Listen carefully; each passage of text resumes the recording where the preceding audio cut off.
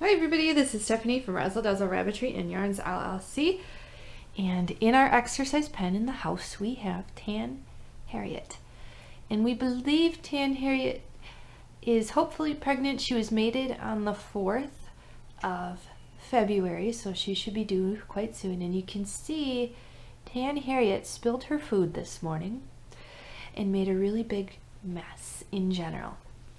So yesterday we did a live video on aggression in rabbits, and this is actually, out of all the rabbits, the rabbit that we would consider the most, to have the highest number of an aggression score. And so she's the rabbit that on a weekly basis is likely to have the most incidences of doing something that would give her a mark of aggression, that something she did was aggressive. And it's not necessarily every time, it's just that Harriet, out of everybody, she's the one who is more feisty. She's 100% German. She's never bit. She's not a overly aggressive rabbit by any means. And part of why Harriet's aggression has increased is because she was mated and she likely is pregnant and should be due soon. Harriet is kept in the house while she is approaching her due date in a simple setup. The setup is a wire pen, and it is a very large black drop pan. It is quite deep and it has hay in it, and this of course can move around the metal. And so the nest box needs a bit of cleaning out. Harriet hasn't built a nest in it, which is a very normal thing for Angora rabbits. Sometimes the does don't actually build a nest until right before they have their babies. So some of the behaviors you see from Harriet just by walking and changing where I am is she has moved her position. She's switched from laying down carefully to up. Her nose is not moving very fast. She's oriented towards me. She's looking right at me. And so if I were to get into the pen with Harriet, we would move pretty slow. Not move around too much. And then, so Harriet, as you can see, I'm in the pen. She's oriented her head to me. And so Harriet's very curious.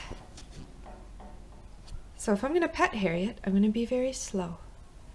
So for a rabbit that doesn't necessarily, she's a bit more on guard. And if you have a bit more on guard type rabbit, that's not necessarily a bad thing. Harriet likes this.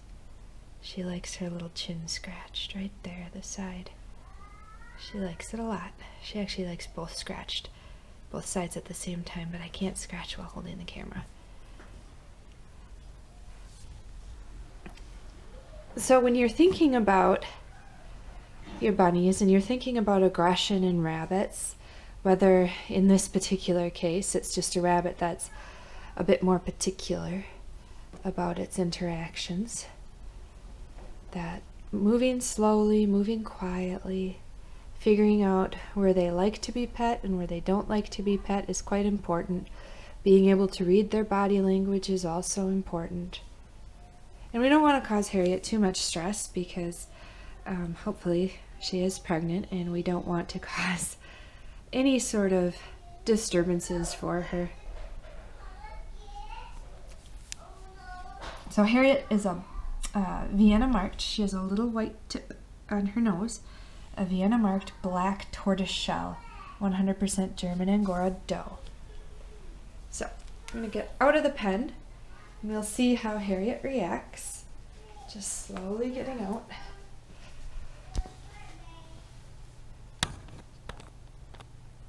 She doesn't move too much.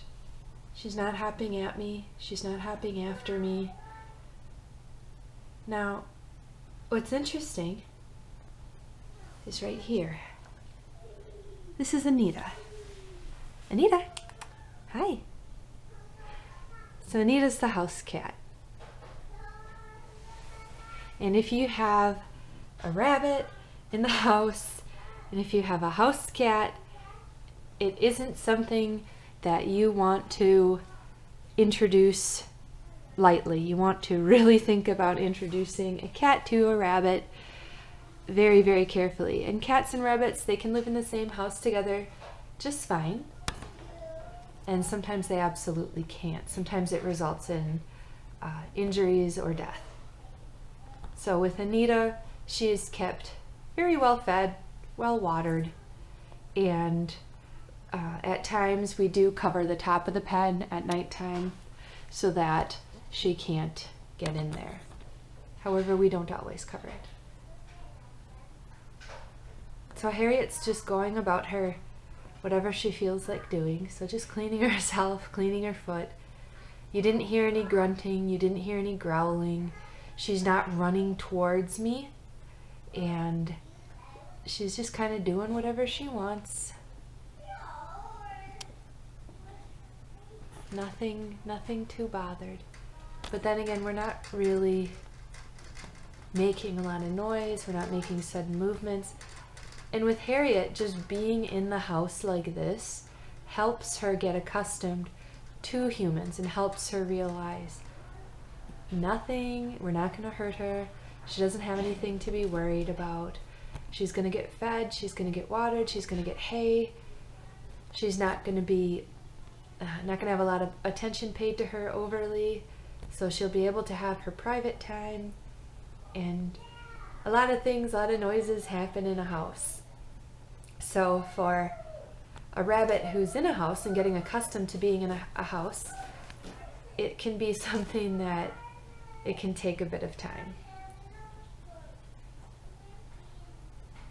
So Harriet's in her nest box, and that's kind of one of the things she does. She just kind of sees what's going on in there. She'll need more hay.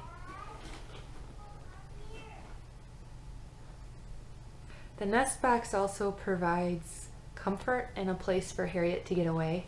So if she does get nervous, if there's way too sudden or loud of noises or movements, she can run into her nest box and she can scooch on in there and hide. It's a quite large nest box.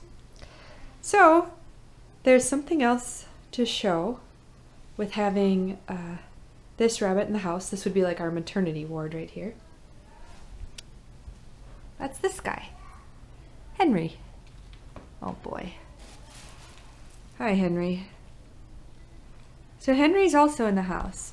And we had a podcast about being careful with dogs and rabbits, because same with cats. When you're introducing a rabbit with a dog, that's something you want to definitely be careful of, because a dog is, of course, is a predator, just like a cat. They have natural instincts to go after things that move suddenly, such as rabbits. Rabbits have this perfect way of moving, and it really just entices naturally the dog or the cat's brain to chase. And it's an extremely difficult thing to manage if the animal doesn't grow up with the rabbit. So for example, if you have a dog that does grow up with a rabbit, then it can be much more easier to acclimate the dog into the rabbit, and the dog learns that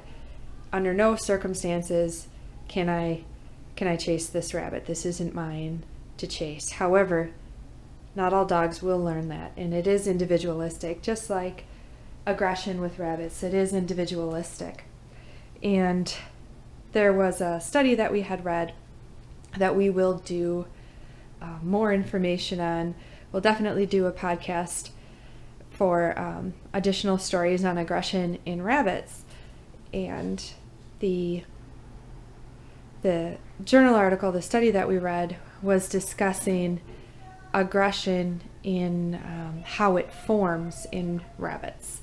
And they did a study with using New Zealand rabbits and having 4 bunnies, they started observing them from 4 weeks of age. This study ended when they were 13 weeks of age. They really were concentrating on the development of dominance, the development of hierarchy in rabbits amongst close related siblings. So that's something we'll do a podcast on. If you haven't checked out our podcast, it's Razzle, Dazzle, Rabbitry and Yarns LLC. It's available on Google Podcasts. It's available on iTunes. So definitely go and check out. We're on season 2. And we have over 150 episodes. That's more of the behind the scenes look at the rabbitry. So that's more of your business and the details that you might not find necessarily that we do in our YouTube videos. So thank you guys for watching. Feel free to hit the subscribe button if you haven't already, because we're always coming out with new Angora rabbit videos and Angora yarn videos, all Angora things. So hit the bell too if you want to get notified when those videos come up.